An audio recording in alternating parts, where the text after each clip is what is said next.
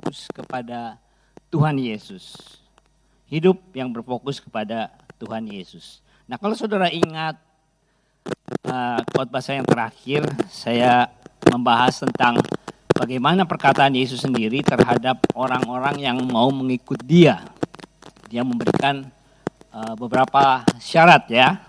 Yang pertama, engkau harus mengutamakan aku lebih dari segalanya. Kalau kamu tidak bisa, istilah yang kalau secara letterleknya ya, dia bilang kalau kamu tidak bisa membenci ayah ibumu, pasanganmu dan semuanya, engkau tidak bisa menjadi. Yang artinya kalau kamu mengasihi mereka lebih, engkau tidak akan pernah bisa menjadi muridku. Lalu yang kedua, kita harus bayar harga. Pikul salib, bayar harga dan ikut Dia. Lalu yang ketiga yang terakhir, ini yang saya mau bahas. Yang ketiga, kita harus jadi garam yang baik. Berapa banyak saudara yang ingat perkataan Tuhan Yesus? Ya, menjadi garam itu bukan pilihan. Karena Yesus sendiri berkata, engkau adalah garam. Jadi artinya kita semua pengikut Yesus yang percaya Yesus udah jadi garam otomatis. Pilihannya garam yang baik atau garam yang tidak baik. Nah, kita lihat lagi ayatnya di Lukas 14:34. Berkata, perkataan Yesus ya. Garam memang baik, tetapi jika garam juga menjadi tawar, dengan apakah ia diasinkan? Tidak ada lagi gunanya baik untuk ladang maupun untuk pupuk, dan orang membuangnya saja. Siapa mempunyai telinga untuk mendengar, hendaklah ia mendengar. Sekali lagi saya katakan, ini konteksnya ada di ayat yang sebelumnya, ayat yang ke-25 dikatakan, pada suatu kali banyak orang berduyun-duyun mengikut Yesus dalam perjalanannya. Lalu perkataan-perkataan ini yang tadi kita lihat itu yang dikatakan oleh Yesus kepada mereka. Jadi perhatikan saudara, kalau saudara jadi Yesus atau saudara jadi pendeta, lalu ada banyak orang berkata, Pak, saya mau ikut Bapak nih, pendeta, mau gerejanya di mana Pak? Kami banyak berduyun-duyun. Kira-kira perasaan saudara kalau jadi pendeta, bagaimana rasanya? Wah, betul, kamu pilih tepat sekali. Betul, kamu ikut ke gereja sini, pasti kamu diberkati. Tapi Tuhan Yesus ini aneh ya gitu. Dia malah jawabnya lain gitu. Dia berkata begini, tidak ada lagi gunanya baik untuk ladang maupun untuk pupuk katanya. Engkau adalah garam, tapi kalau jadi tawar percuma, tidak ada gunanya. Baik untuk ladang maupun untuk pupuk. Nah, di khotbah yang terakhir saya jelaskan tentang ladang dan pupuk ini. Ada kata maupun, jadi ada dua hal yang dikontraskan, yang berlawanan ya. Yang sebutkan ladang adalah hal-hal yang positif, environment yang positif, maupun yang negatif pupuk ini. Hal-hal yang positif, yang potensial. Di mana ketika garam itu ada di tengah-tengah hal-hal yang positif ini bisa membuat yang potensi ini tambah maju lagi. Karena nature-nya garam itu seperti saya katakan adalah sifatnya menyerap gitu. Terutama air. Senang bener nyerap air gitu. Makanya kalau saudara banyak makan garam, haus kan? Haus gitu. Jadi secara rohani, garam ini bisa menarik air hidup, kerohanian, hal-hal yang mulia bagi Tuhan, diserap sedemikian rupa sehingga orang yang terkena dampaknya ini jadi haus.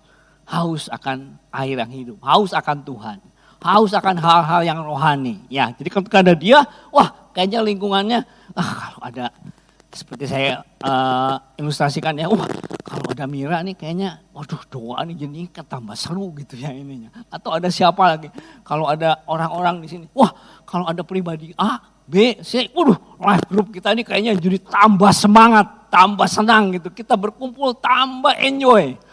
Tapi sebaliknya di hal-hal yang negatif yang tadi pupuk ini, karena diterjemahkannya aslinya dunghill, kotoran artinya. Jadi dalam hal-hal negatif, garam ini ternyata juga berfungsi ya. Nah, ada yang menginterpretasinya pupuk itu kan untuk ladang. Bisa saja begitu ya, tapi karena ada kata maupun, ini hal-hal yang negatif di tengah-tengah yang negatif pun garam ini berguna katanya. Jadi di tengah-tengah yang negatif, misalnya di tengah-tengah lingkungan yang gosip, lingkungan yang jelek-jelekin orang, lingkungan yang gak enak, ada garam, jadi enak loh. Jadi berhenti racunnya, busuknya, karena pupuk itu kan aslinya dari kotoran. Jadi kalau ada kotoran ditaburi garam, bakterinya, baunya jadi hilang. Dan bukan sebaliknya. Kalau makanya waktu Yesus berkata, kalau garam ini jadi tawar, artinya dia udah nggak berfungsi lagi. Bahkan lebih parah lagi. Tadinya tenang-tenang, gara-gara ada orang Kristen, jadi ribut gitu. Di kerjaan, wah jadi ribut ininya. Di neighborhood, wah dia yang biang keroknya. Di mana-mana di lingkungan di persekutuan, loh dia ini yang jadi bikin ribut. Nah jangan begitu saudara. Garam itu mestinya sebaliknya. Di lingkungan yang positif, dia menarik orang. Di lingkungan yang negatif, dia menghentikan hal-hal yang busuk ini saudara. Nah yang menarik ini adalah begini, tentang garam ini. Saya beli garam saudara. Ini garamnya palsu.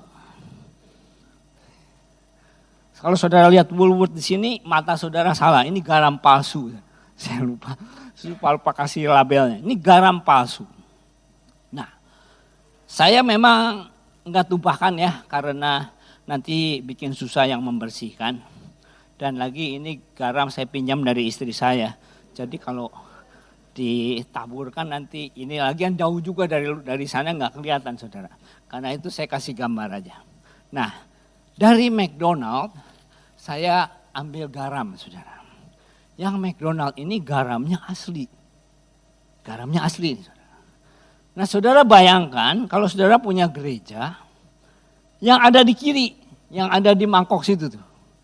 Garamnya banyak, tapi palsu. Garam yang tawar. Dengan garam yang asli. Sekali lagi saya tanya, kalau saudara jadi pendeta, saudara pilih yang mana?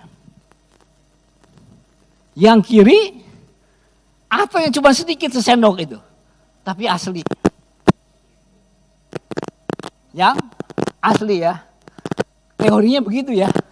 Tapi kenyataannya pendeta itu senangnya yang kiri loh saudara. Wih banyak bener jemaatnya nih, banyak bener yang datang. Tapi ternyata Yesus enggak loh, berlawanan banget nih Yesus ini. Dia pilih yang kanan. Percuma yang banyak tapi tawar katanya. Dia lebih pilih yang sedikit tapi mengasinkan ya ininya. Nah, hari ini saya akan membahas slide yang selanjutnya. Tidak semuanya, tapi poin 1 dan poin 2 aja. Poin 2 juga saya tidak akan selesaikan seluruhnya. Karena ada banyak yang akan kita bahas. Yang pertama, kenapa kok garam itu bisa tawar? Dan yang kedua, tanda-tandanya, simptomnya. Saya akan jelaskan kenapa kita belajarnya simptomnya. Lalu nanti terakhir pada kesempatan khotbah selanjutnya bulan depan mungkin saya akan teruskan lagi dengan tanda-tanda dan bagaimana menjadi garam yang baik. Nah, yang pertama adalah bagaimana garam itu menjadi tawar. Garam adalah senyawa yang sangat-sangat stabil. NaCl itu stabil banget. Kok bisa jadi tawar, jadi enggak asin ya? Ternyata di zamannya Yesus itu satu hal yang umum. Waktu saudara harus tahu ya, kalau Yesus berkata sesuatu di dalam Alkitab, dalam Injil itu bukan sesuatu yang aneh, nggak ngerti gitu. Kita memang nggak ngerti kadang-kadang, karena kita hidupnya jauh sekali beda kulturnya, tahun 2000 tahun yang lalu, daerahnya juga beda. Kalau kita ada yang nggak ngerti, itu memang. Tapi jangan pernah menyangka bahwa waktu Yesus berkata begitu, kecuali ada hal-hal yang rahasia ya, perumpamaan dan sebagainya. Tapi kalau dia berkata sesuatu itu jangan saudara pikir apa ngerti ya orang-orang yang lagi Yesus katakan ini. Itu ngerti saudara, karena memang relevan banget ininya hidup dengan kulturnya mereka dan sebagainya. Termasuk hal ini. garam yang menjadi tawar. Mungkin saudara bingung kali kalau zaman sekarang cari garam yang tawar gimana ya? Kok nggak ada, semua garam yang saya cobain asin semua gitu. Saudara beli sambil merem juga ya asin lah pasti ininya garamnya. Tapi zamannya Yesus itu ada. Bagaimana garam ini bisa tawar? Karena ternyata ada garam-garam, bongkahan garam yang enggak asin. Nah yang ini Yesus bilang enggak ada gunanya. Sangat-sangat, kalau kita dibilang kita ini garam dan tidak ada gunanya, ini menyakitkan banget saudara. So, bayangkan tadi waktu Yesus ngomong ya, tidak ada gunanya lagi buat ladang, buat hal-hal yang positif kamu enggak ada gunanya. Buat pupuk kamu enggak ada gunanya, aduh itu kayak nubles banget gitu saudara. Bayangin kita dikatakan begitu. Karena artinya begini, pupuk itu kan dunghil ya, kotoran gitu. Ini kotoran, ada yang menerjemahkan ini kotoran bisa dijadikan pupuk, ya oke lah. Atau kotoran aja nih, dikasih garam yang tawar, gak ada gunanya. Sepertinya Yesus berkata begini kepada orang-orang yang garam yang tawar ya. Kamu gak ada gunanya di sini. Di tengah-tengah kotoran pun kamu, aduh, udah jangan, bayangin saudara. Itu enggak sangat menusuk sekali ya. Di tengah-tengah suasana negatif, kamu ini enggak ada gunanya kayaknya, aduh udah. Satu hal yang menjadi buat kita satu pemeriksaan diri ya ininya. Nah, kenapa bisa menjadi tawar? Ternyata batu bongkahan garam yang batu garam yang tawar ini bisa menjadi tawar, garam ini bisa menjadi tawar karena terpengaruhi oleh zat-zat lingkungannya. Artinya terkontaminasi. Itu hal yang membuat garam itu menjadi tawar. Nah, ini yang harus kita perhatikan. Karena itu di poin yang kedua kita akan membahas simptom-simptomnya. Kenapa simptomnya? Karena sulit buat kita ini menyadari kadang-kadang. Kita ini udah garam, udah menjadi tawar, semakin tawar itu kita akan sulit mendeteksinya. Beberapa minggu yang lalu saya terkena yang namanya urat kejepit. Urat kejepit baru pertama kali saya merasakan. Yang pertama itu sakitnya minta ampun. Sakitnya sampai literally nggak bisa tidur, letak secara letterlek 2 hari nggak bisa tidur. Tiap kali mau posisinya cuma terbatas sekali untuk bisa nggak sakit gitu saudara. Nggak sakit harus posisi yang mana gitu. Dari puluhan posisi cuma satu yang nggak sakit. Dan itu pun cuma berapa detik lagi. Begitu berapa detik, cetut lagi sakit lagi, bangun lagi. Jadi benar-benar letterlek nggak bisa tidur itu. Dan yang kedua, urat kejepit itu membuat saya ini jadi kayak orang kena stroke gitu. Jadi sampai hari ini pemulihan tangan kanan saya ini seperti orang kena stroke, harus dengan fisio pelan-pelan begitu. Nah apa yang saya perhatikan adalah ternyata penyakit urat kejepit ini saya nggak tahu sudah. Baru tahunya dari simptomnya. Ternyata beberapa bulan sebelumnya kalau saya perhatikan memang udah kesemutan-kesemutan. Tapi saya abaikan saja gitu. Dan waktu hasil MRI saya ini saya share dengan cicinya Bugem. Lalu dia tanyakan kepada dokternya di Malaysia. Dokter ahli urat kejepit ini langsung tahu. Loh ini harusnya minimal 6 bulan sudah kena nih katanya. Ini ditahan-tahan aja nih katanya nih. Jadi sebetulnya saya ini memang nggak tahu urat kejepit, tapi dari simptomnya mestinya sudah tahu kalau memang tahu ya ini. Itu sebabnya kita akan belajar tentang garam yang tawar ini dari simptomnya. Karena kalau ditanya, Nicholas, kamu garamnya tawar apa? Oh enggak, saya tahu sama asin, rasanya asin. Tapi kalau lihat simptomnya, belum tentu. Jadi apa yang kita pelajari ini saudara, itu bukan berarti saya mau nyindir 1, 2 gitu. Tapi saya tahu, saya juga ada di list yang ini yang akan kita bahas, simptom-simptom yang muncul di sini. Nah, nats yang saya maksudkan yang akan kita bahas, ada banyak simptom dalam Alkitab, tapi saya pilih satu bagian saja. Di dalam 2 Timotius 3 ayat 1 sampai yang keempat, sebetulnya ada lebih sampai kelima dan sebagainya, tapi kita lihat dari ayat 1 sampai keempat saja.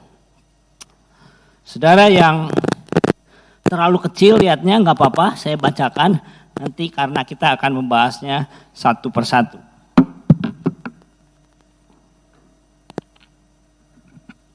Baik, saudara sudah temukan?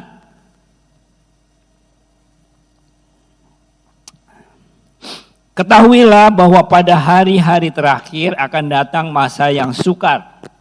Nah, manusia akan mencintai dirinya sendiri dan menjadi hamba uang. Mereka akan membual dan menyombongkan diri. Mereka akan menjadi pemfitnah. Mereka akan berontak terhadap orang tua dan tidak tahu berterima kasih. Tidak mempedulikan agama, tidak tahu mengasihi, tidak mau berdamai, suka menjelekkan orang, tidak dapat mengekang diri, garang, tidak suka yang baik, suka mengkhianat, tidak berpikir panjang, berlagak tahu, lebih menuruti hawa nafsu daripada menuruti Allah. Seperti tadi saya katakan, kita tidak akan bahas semua. Ini minimal ada 18 symptoms. Ayat yang selanjutnya kelima ada lagi, tapi kalau ada waktu kita akan bahas bulan depan pada kesempatan selanjutnya. Tadinya saya mempersiapkan ini sebagai satu khotbah, tapi saya pikir saya lebih baik pelan-pelan, saya jadikan 2 khotbah, saudara. Jadi saya akan berhenti di tengah-tengah sesuai dengan waktu yang mengizinkan ya. Yang pertama, saudara, simptom yang pertama. Sekali lagi, ini bukan untuk menyindir 1-2 orang, tapi untuk pembelajaran kita semua. Karena saya tahu, saya pun juga terkena simptom-simptom ini, saudara ya. Jadi tugas kita adalah memeriksa diri, karena simptom ini bisa kita alami sekarang, bisa kita alami di waktu yang masa datang nanti. Tapi kita bersyukur kepada firman Tuhan bahwa firman Tuhan itu adalah guidance. Supaya kalau kita salah jalan, mungkin hari ini nggak salah jalan, tapi bulan depan bisa salah jalan, ada firman Tuhan yang membantu kita untuk cek apakah kita ini terkena simptom ini atau enggak. Yang pertama adalah mencintai diri sendiri. Mencintai diri sendiri dalam bahasa aslinya, dalam bahasa Inggrisnya adalah selfish. Selfish. Nah, ini merupakan salah satu simptom yang paling parah di antara 18 atau 19 ini boleh dibilang salah satu dari akarnya nih. Akarnya, saudara, selfish ini. Karena memang secara nature kita ini keturunan orang berdosa itu nature-nya selfish. Jadi seperti gravitasi gitu, saudara. Kalau saudara enggak intentionally naik kapal terbang begitu ya misalnya, itu nature-nya selfish. Itu nature-nya orang. Karena itu kita harus all the time untuk yang satu ini nih. Cek terus, cek and recheck terus apakah kita ini jatuh enggak terhadap selfish, tambah jatuh. Karena apa? Karena tidak mungkin kita hidup selfish dan semakin selfish sekaligus mau menjadi pengikut dan muridnya Kristus. Itu enggak mungkin, saudara. Yesus itu berlawanan sekali. Minggu lalu kan kita sudah belajar ini. Yesus itu rela berkorban. Rela berkorban sama selfish itu enggak pernah bisa jadi satu. Enggak pernah bisa jadi satu. Karena itu kita harus cek sendiri. Apakah kita ini selfish atau enggak. Simptom-simptomnya bagaimana. Di tengah keluarga, kalau saya bicara di Inggris, ya ini gampang, saudara. Kita bisa tengah-tengah keluarga, cek aja kamu selfish atau enggak gitu. Tapi kalau di sini saya percaya ini karena kebanyakan orang tua. Jadi enggak selfish gitu kalau dalam keluarga. Karena ya harus berkorban kan orang tuanya ininya. Tapi saudara pikirkan dalam tempat-tempat yang lain, persekutuan yang lain. Cek dan recheck. Di tempat keluarga Allah, di tempat kerja, di neighborhood, di mana saja. Selfish atau enggak? Kapan terakhir saudara enggak selfish di lingkungan itu? memikirkan orang lain, berbuat, berkorban, atau apa saja. Dari hal-hal yang kecil. Kalau di rumah nggak laku lah, susah. Karena kita semua berkorban semua ini. Kapan saudara? Mulai dari hal yang kecil.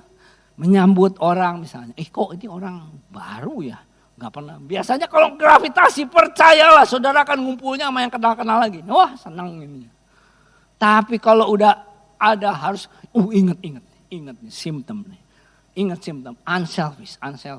Saudara bisa keluar dari comfort zone-nya. Mulai ini. Dalam persekutuan, apa ya kontribusi apa nih yang saya bisa bawa nih. Dalam setiap persekutuan. Atau apa ininya. Ini adalah sesuatu yang menjadi dasar ya. Secara simpel saya buat begini. Kemanapun saudara pergi, bukan di luar rumah ya misalnya nih. Kemana? Mental apa yang saudara bisa cek dalam simptom kita ini? Mental hamba, mental seperti Yesus, karena kita fokus kepada Yesus ya. Mentalnya mental melayani atau mental customer. Itu salah satu barometer untuk service ini. Ada kita bisa bicara banyak sekali, tapi ini salah satu barometernya. Ini selama ini saya datang nih ke gereja, ke persekutuan, atau di mana saja nih. Karena Yesus bilang kan kamu adalah garam. Kan saya udah bahas waktu lalu ya. Garam itu enggak diskriminasi loh. Garam kalau disoto jadi asin. Garam kalau dipuyung enggak bisa jadi asin. Enggak bisa gitu. Jadi dimanapun, baik di rumah Allah, di tempat kerja, di neighborhood, di mana, ya sama semuanya. Unselfish ininya. Ketika kita selfish, mentalnya customer, itu nggak bisa garam itu di on off gitu, nggak bisa ininya, nggak seperti itu. Yang kedua, simptom yang kedua adalah hamba uang. Ini bukan berarti kita harus benci uang, nggak boleh punya uang, bukan saudara. Hamba uang itu artinya uang itu jadi nomor satu. Kalau hidup kita goalnya untuk uang, nah itu udah mulai simptom. Goalnya nih, tujuan hidup adalah uang, ngumpulin uang. Semua aktivitas kehidupan kita di-convert currency-nya dengan uang. Jadi misalnya begini, kalau saya datang ke sana, atau kalau saya beribadah, atau saya ke persekutuan, kira-kira rugi secara materi atau enggak ya? Nah itu udah salah nih, ini simptom. Semuanya dengan uang. Kalau saya berelasi dengan orang misalnya, kira-kira kalau saya berelasi dengan Pak Surya misalnya, saya untung apa rugi nih secara uang. Itu udah kena simptom nih. Rasanya kalau ini waduh rugi nih, merugikan ini. Udah meninggikan uang daripada relasi, meninggikan uang daripada Tuhan, meninggikan uang daripada panggilan Tuhan. Nah ini yang kedua ya, Yang ketiga dan yang keempat ini mirip nih, membual. Yang keempat, menyombongkan diri, proud atau ini. Seperti tadi saya katakan, yang pertama itu selfish, itu jadi akar ya. Orang yang selfish, yang mengasihi diri sendiri, apalagi yang menjadi hamba uang, ini yang ketiga dan keempat ini udah kayak otomatis. Karena otomatis dia menyombongkan diri ininya. Yang uang ini alatnya iblis, diiming-iming oleh iblis nih. Nih tak kasih uang ya, tak kasih berkat. Kita pikir kita memiliki uang. Tapi ketika ditemenin sama selfish tadi, nggak taunya uang ini memiliki kita nih. Dari uanglah kita bisa merasakan, dari uang ternyata bisa memuaskan diri lu banyak lu. Kita bisa mengejar kesenangan, kita bisa mendapatkan kepuasan, kita bisa kejar happiness, kita bisa dapatkan banyak hal. Jadi sombong nih, dan banyak membual ya ininya. Nah, ya tadi jadi hal yang ketiga dan keempat ini sangat-sangat sangat-sangat related dengan yang ke satu kedua ya. Kalau orang itu sudah sangat-sangat mengasihi diri sendiri, maka sudah hampir dipastikan dia akan menjadi orang yang sombong. Yang selanjutnya, pemfitnah. Nah, pemfitnah yang ini dalam 2 Timotius 3 itu sebetulnya ada 2 kali, tapi kata aslinya berbeda, saudara. Yang pemfitnah di sini dalam bahasa aslinya blasphemos. Blasphemos ini dalam bahasa Inggrisnya blasphemy ya. Blasphemy itu bahasa Indonesianya menghujat Tuhan. Menghujat Tuhan. Nah, menghujat Tuhan ini bisa dalam skala yang kecil sampai ke skala yang sangat-sangat radikal sekali ya. Ateis, menentang Tuhan, mengutuki Tuhan dan sebagainya. Tapi belum tentu kita ini lulus dari simptom ini. Kita juga mesti cek ya, Hal-hal yang tersembunyi dari hal blasphemous ini adalah misalnya udah gak hormat lagi dengan Tuhan dan firman Tuhan. Kalau dunia banyak, dunia saudara bisa lihat aja.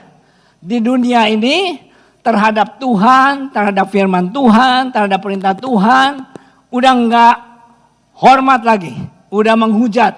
Apa yang Tuhan bilang A, dia katakan yang A itu jelek.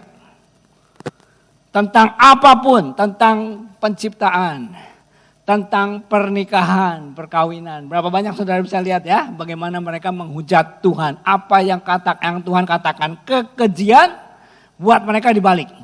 Kalau kamu nggak pro, kamu membuat kriminal. Kalau kamu pro, dipuji-puji nih saudara. Artis, bintang film, kalau setuju dengan menghujat Tuhan, dipuji-puji.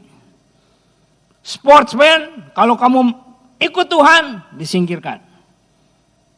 Politician yang menghujat Tuhan, itu jempol, dipilih. Tapi yang pro Tuhan, justru kalah saudara. Ini saudara bisa lihat ya. Tapi bukan berarti kita juga bisa lolos dari hal ini ya.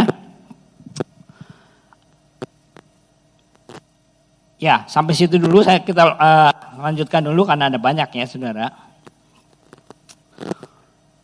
Yang selanjutnya adalah berontak terhadap orang tua. Nah ini memang lebih kepada generasi ya, generasi. Jadi artinya kalau orang tuanya udah selfish, hamba uang, jadi sombong, menghujat, itu bukannya enggak mustahil, mudah untuk menghasilkan generasi yang memberontak terhadap orang tua nih, memberontak terhadap orang tua, tidak takut terhadap Tuhan. Nah, tentunya di sini secara luas bukan hanya terhadap orang tua saja nih. Bukan hanya terhadap orang tua saja, tapi Tuhan itu menempatkan otoritas-otoritas di dalam hidup kita. Ada civil authority seperti misalnya guru dan sebagainya. Ada otoritas secara sosial ya, polisi dan sebagainya. Ada juga otoritas orang tua tentunya. Ada juga otoritas rohani saudara yang diberikan kepada Tuhan kepada kita. Nah, saudara perhatikan saja dunia, bagaimana sikap anak-anak muda, generasi, terutama generasi di bawah kita ini ya, terhadap otoritas-otoritas itu loh. Secara sosial seperti terhadap guru misalnya, atau terhadap apa. Bagaimana bedanya antara generasi kita dengan anak-anak loh. Beda saudara. Beberapa hari yang lalu saya lihat di news yang pop up gitu ya, di Korea Selatan itu dia ada rally, ada puluhan ribu guru-guru Korea Selatan yang demonstrasi. Kenapa? Karena mereka mau membela rekannya yang bunuh diri, guru. Dalam 3 hari Agustus kemarin sama awal September itu hanya 3 hari. 3 yang mati, bunuh diri gurunya. 2 dari SD, 1 dari SMA, 1 dari high school gitu. Kenapa? Karena dibully oleh muridnya dan guru-gurunya. Bayangin saudara. Kalau saudara ingat zaman-zaman dulu ya, apalagi yang udah senior gitu, saudara ingat nggak? Dulu pernah lihat nggak? Ada teman atau mungkin saudara sendiri pernah dihukum keras oleh guru saudara karena kita ini jahatin teman atau kurang ajar atau bagaimana gitu, pernah nggak? Atau papa mama saudara mungkin yang keras ya, waktu kita kurang ajar misalnya.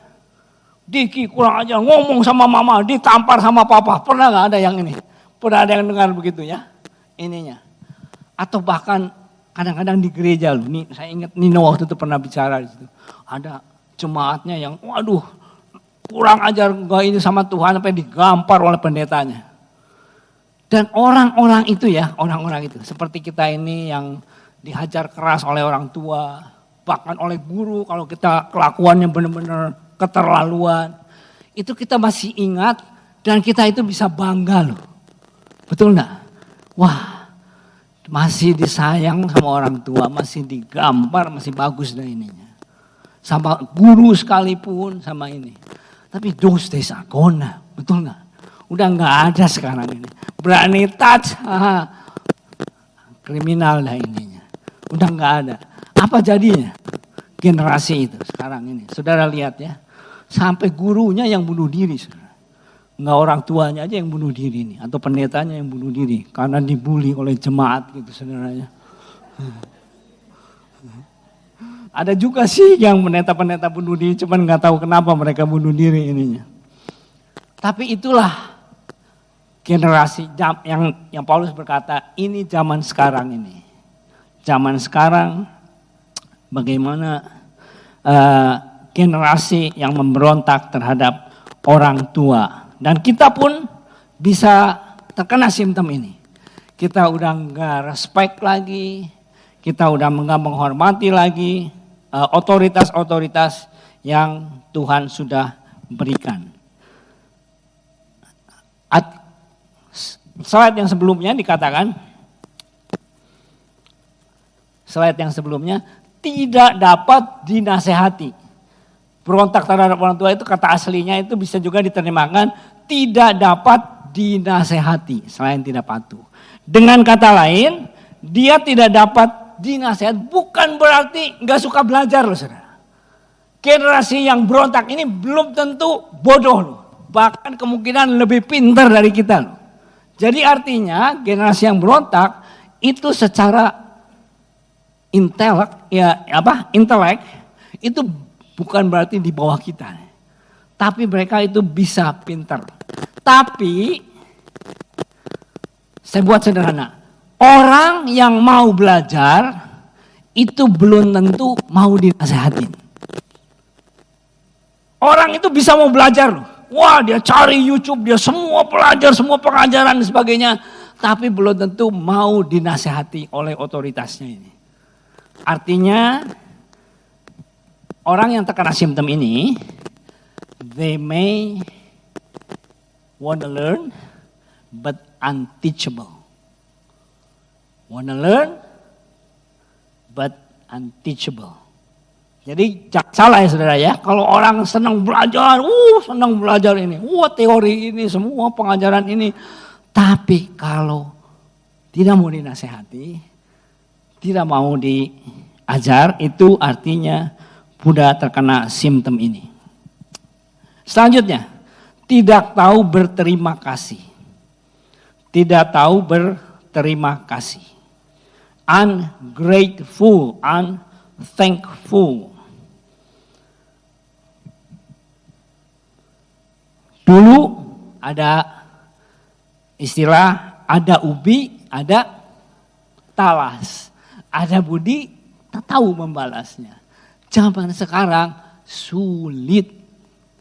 Orang berbaik kepada kita, apalagi generasi ya yang di dunia ini, itu dia anggap udah sepantasnya. Udah gak grateful lagi. Orang berbuat baik itu jarang diingat. Orang berbuat salah diungkit-ungkit. Lihat di negara ini apalagi, ngesunya kan, segala disunya. Pemerintah berbuat baik, zaman COVID masih dibayarin, nggak diingat. Taunya yang jeleknya aja nih. Kalau saudara lihatnya pemilu kita ini jagonya yang jelek-jelekin kan. Yang pantai jelek-jelekin dia yang menang gitu. Nah, sekarang ketiban dia. Dia sekarang dudukan, sekarang bagian dia yang dijelek-jelekin ininya. Karena memang generasinya seperti itu. Dan kalau kita nggak berhati-hati, kita bisa kena simptom seperti itu.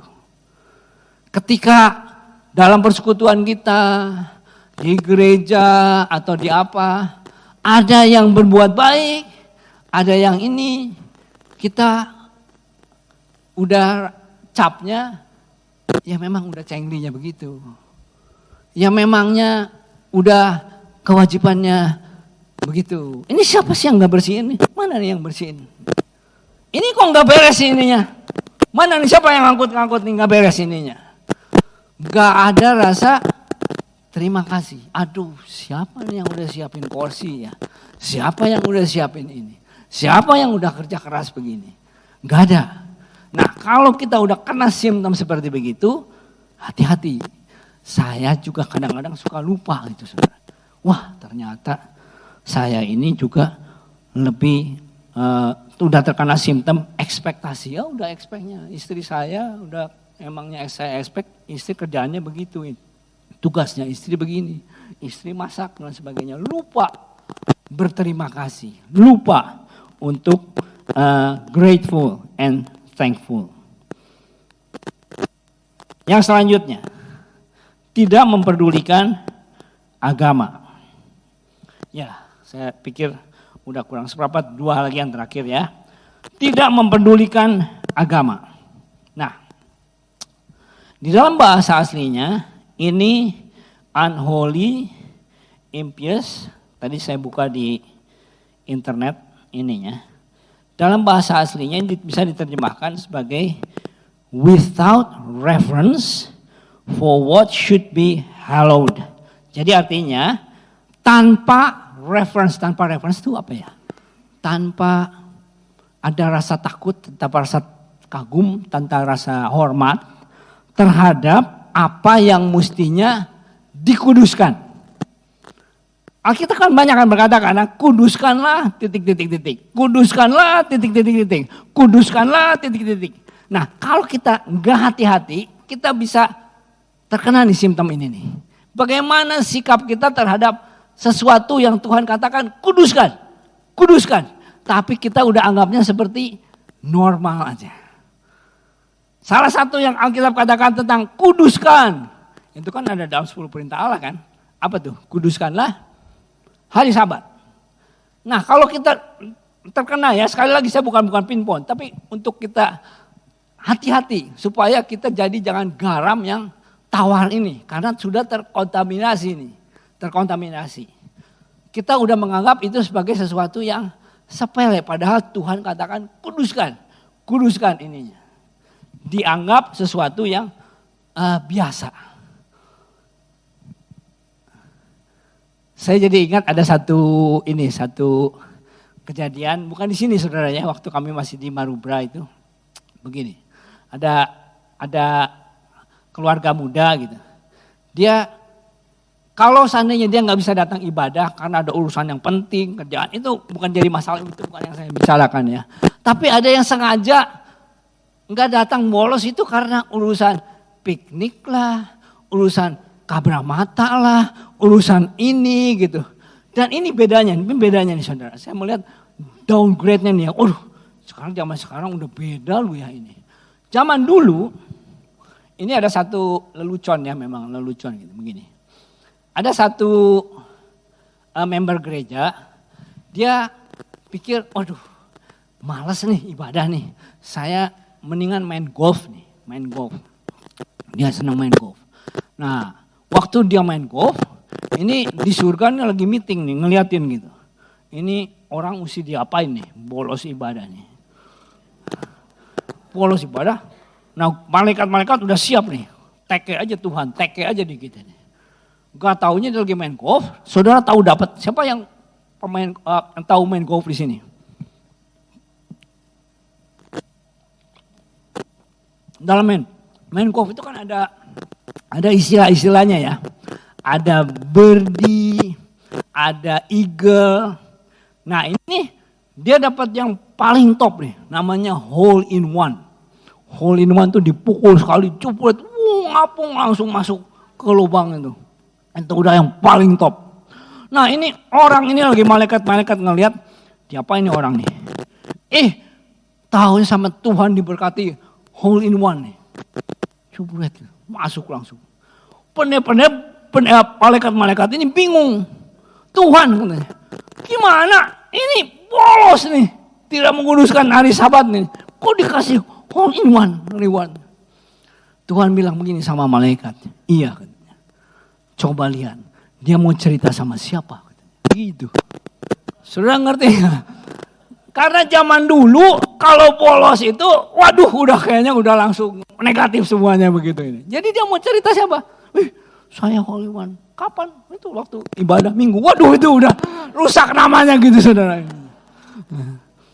Tapi saudara yang tadi saya katakan tadi itu ya, ada jemaat tempat kami. Waduh dia bolos, dia main ke City atau apa gitu. Dia tampang di Facebook dengan bangganya gitu saudara. Yang jelas bukan funny. Ini saya mau jelaskan aja supaya ini jadi buat kita ya. Kalau kita ada simptom begini, waduh, ini cepat-cepat jangan menjadi garam yang tawar. Karena garam yang tawar tuh nggak enak saudara. Di tengah-tengah kotoran juga ya bilang, jadi jangan dekat-dekat kotoran, jangan dekat kotoran. Kotoran aja dibilang jangan dekat-dekat saudara. Jadi ini yang terakhir saudara. Karena sudah mulai waktu ya. Tidak tahu mengasihi. Tidak tahu mengasihi. Heart. Alkitab berkata dalam ayat-ayat selanjutnya, you becomes, heartnya become wax cold katanya. Udah nggak kind lagi, without natural affection katanya. Jadi kalau without natural affection itu artinya bukannya nggak ada affection sama sekali, tapi affectionnya itu ke tempat lain yang bukan Tuhan maksudkan atau berkenan kepada Tuhan. Saya perhatikan ya, ada yang lebih simpatik, lebih affection, lebih empati kepada drakor daripada kepada real neighbor yang membutuhkan gitu loh saudara. Itu ya bisa nangis liatin drakor. Waduh empati banget gitu. Tapi kepada real neighbor kagak ada rasanya tuh apa-apa tuh. Kagak ini. Padahal ngomongnya bahasanya nggak ngerti. Di sana Korea, di sini orang Sunda, nggak ngerti sama sekali. Tapi empatinya bukan main, sampai bengong, ketawa, nangis. Waduh,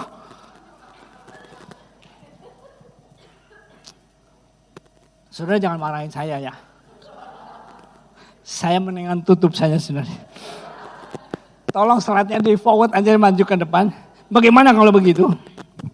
Supaya kita take away dari sore hari ini ke slide yang ada focus on Jesus. Fokus on Jesus. Bagaimana supaya kita tetap menjadi garam yang tidak menjadi tawar? Ya, yang pertama kalau harusnya ke bawah terus. Nanti di sana ada satu slide seperti ini yang ada Ibrani 12 ayat kedua. Terus naik lagi ke atas. Ya, sebagai take away saudara pulang. Saya tidak selesaikan simptom-simptomnya, kita akan lanjut bulan depan. Jadi saya mau bawakan take away untuk saudara dua hal. Yang pertama, kita sama-sama termasuk saya cek terus simptom-simptom ini. Simptom dari selfish, hamba uang, sampai hal-hal yang kita ini sempatik dan empatinya kepada hal apa dan sebagainya. Yang kedua, bagaimana kita supaya tetap menjadi garam yang tidak tawar, yaitu dengan cara mata yang selalu tertuju kepada Yesus. Apa artinya mata yang tertuju kepada Yesus, Pak? Apakah saya harus melototi gambarnya Yesus? Melototi patungnya Yesus apa bagaimana gitu, Pak? Atau pakai long dress kayak Yesus apa bagaimana? Bukan begitu maksudnya, saudara. Maksudnya kita memandang Yesus itu, bayangkan kalau Yesus ada di sebelah saya atau saya mau menyerupai Yesus, kira-kira Yesus ini melakukan apa?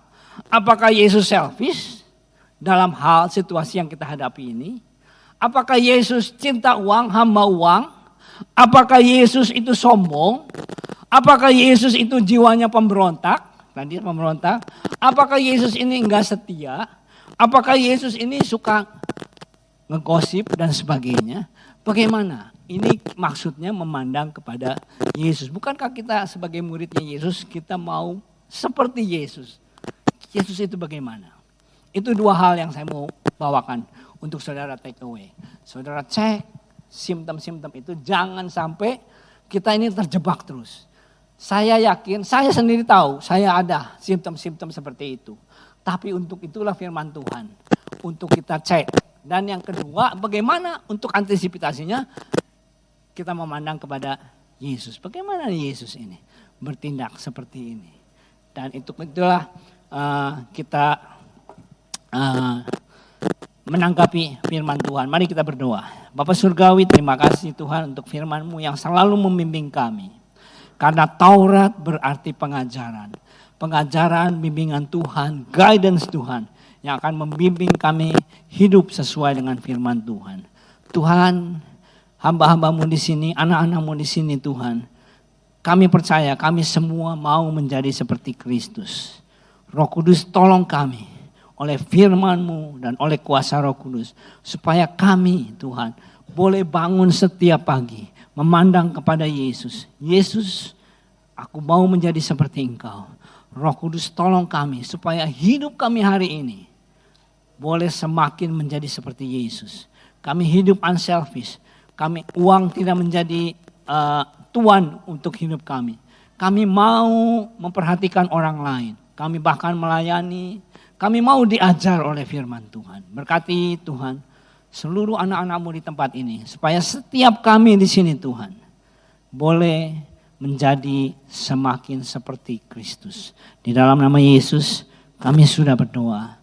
Haleluya. Amin. Amin.